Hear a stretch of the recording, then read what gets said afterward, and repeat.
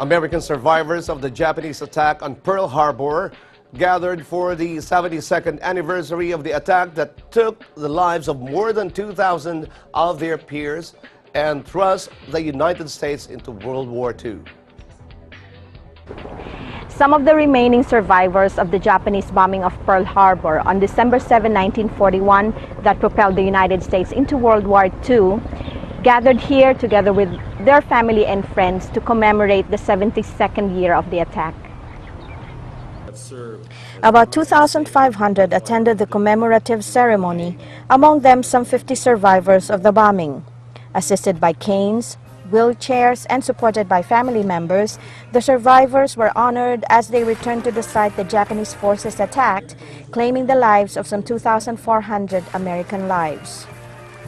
The attack killed 1,177 sailors of the 1,400-member crew aboard the battleship USS Arizona, which Japanese torpedo bombers sank early in the attack, the greatest number of fatalities on any ship that day. The attack wounded 1,178 Americans, both military and civilian. A dozen U.S. warships were sunk or heavily damaged, which also destroyed 323 aircraft, badly crippling the Pacific Fleet. For those who gave the last full measure of devotion for their nation that day, we feel a deep sense of sorrow for the loss of such potential. Yet we are also inspired by their great gift to the world, the gift of freedom itself. They did not go quietly into the night, and along with those who survived, a reluctant nation emerged to fight and ultimately win in World War II. Those who survived Pearl Harbor also left us a warning. Remember Pearl Harbor. Keep America alert. Eternal vigilance is the price of liberty. An imperative never to be caught by surprise again.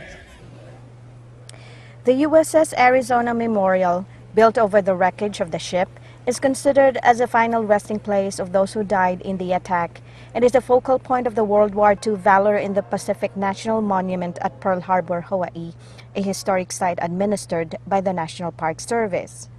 As has been the tradition, a moment of silence was observed at 7:55 a.m., the time when the attack began. The ceremony included a flyover and a guided missile destroyer honoring the USS Arizona.